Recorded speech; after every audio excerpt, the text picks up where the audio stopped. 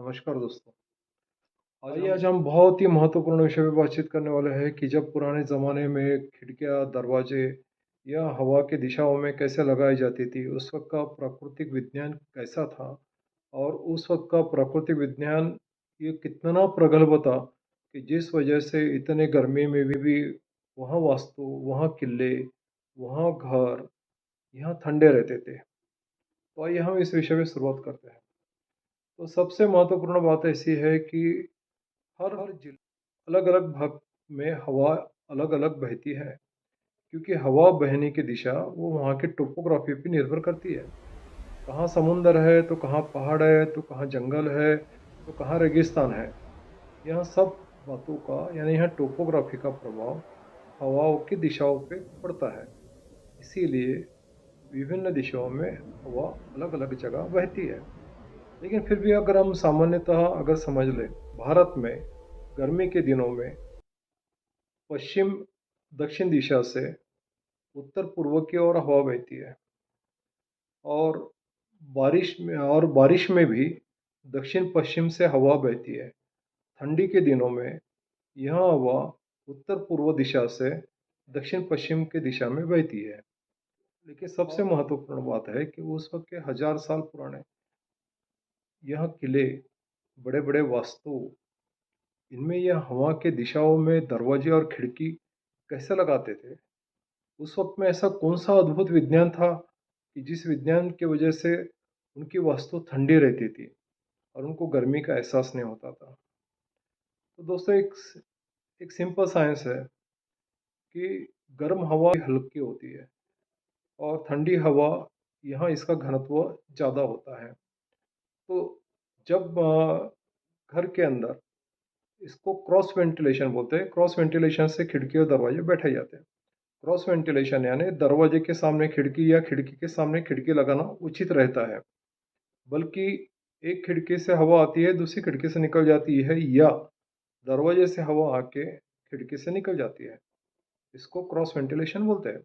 यानी इससे बाहर की हवा घर में खेलती रहती है और घर में की गर्म हवा बाहर निकल जाती है। और इसको स्टैक इफ़ेक्ट इसीलिए कहते हैं कि वो पुरातन घरों में यानी पुराने घरों में छत के नीचे ही रोशनदान बनाया जाता था। रोशनदान यानी एक सादे सिंपल लैंग्वेज में एक छोटा-सा खिड़की होती थी और वह खिड़की से गर्म हवा बाहर निकल जाती थी। क्योंकि हवा का गुणधर्म ऐसा है कि गर्म हवा इसका घनत्व काफ़ी कम होता है। गर्म हवा ऊपर उठती है और गर्म हवा ऊपर के छत से टकराकर छत के नीचे का जो खिड़कियाँ या झरोखा या जिसको हम रोशनदान बोलते हैं, उसमें से गर्म हवा निकल जाती थी। यानी वैक्यूम क्रिएट होता था और वैक्यूम क्रिएट होने से बाहर की हवा अंदर खींची आती थी। इसी तरह से स्वच्छ हवा का आदान-प्रदान चलते रहता था और घर में हवा स्टैग्नेंट यानी जमी हुई नहीं रहती थी और हवा का निरंतर बहाव रहता था।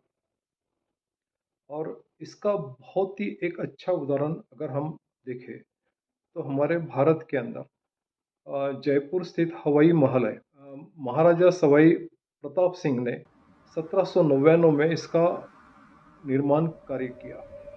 यह इतना अद्भुत है कि इसमें 950 झरोखे यानी खिड़कियाँ हैं और 950 ये खिड़कियाँ जो है, यहाँ पिंक मार्बल यानी गुलाबी मार्बल से बने हुए हैं और इसमें बारीक-बारीक नक्शेदार जालियाँ हैं।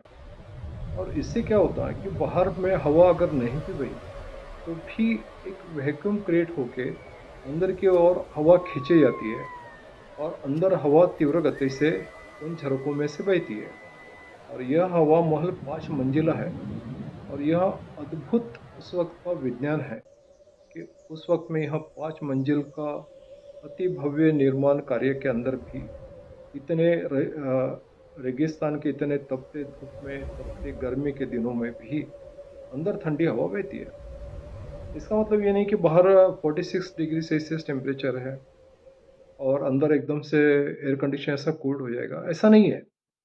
बाहर भले ही 46 डिग्री सेल्सियस टेम्परेचर हो या 45 डिग्री सेल्सियस टेम्परेचर हो, लेकिन वह टेम्परेचर का एहसास अंदर नहीं होता है, क्योंकि अंदर जब हवा आती है तो स्टैक इफेक्ट से वह हवा उस महल में ऊपर उठ जाती है और ऊपर उठ के वो बाहर के ऊपर के झरोखे से बाहर निकलती है।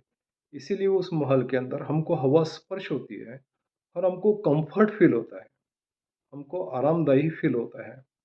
तो ऐसा उस वक़्त का एक अद्भुत साइंस राजस्थान के अंदर या हवाई महल के अंदर हमको देखने को मिलता है। दूसरा सबसे अच्छा उदाहरण है ताजमहल का। यमुना किनारे स्थित ताजमहल के अगर उदाहरण लें, तो ताजमहल पूरा मार्बल से बना हुआ है।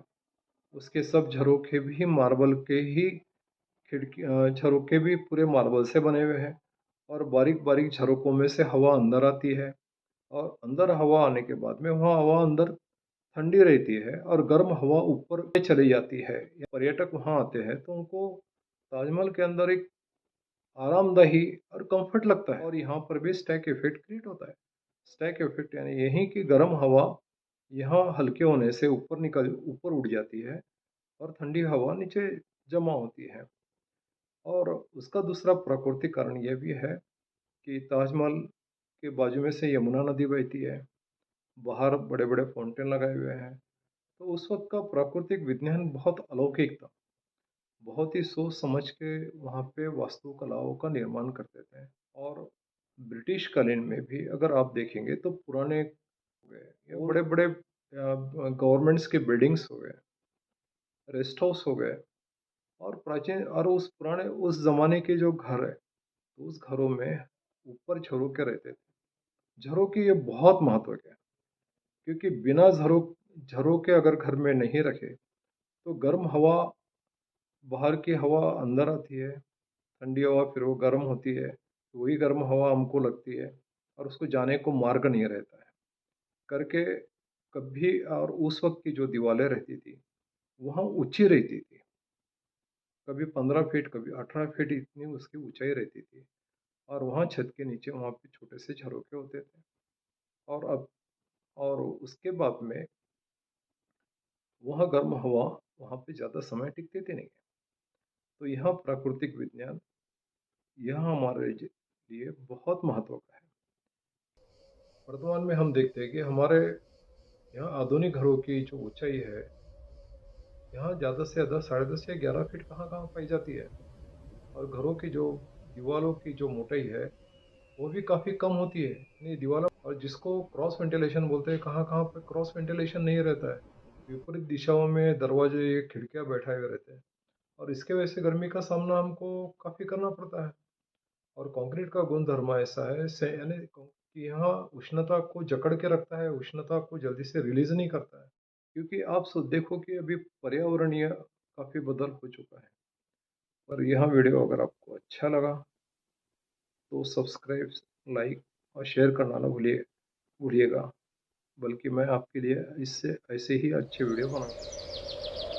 This ancient design keeps our home cool. It feels amazing.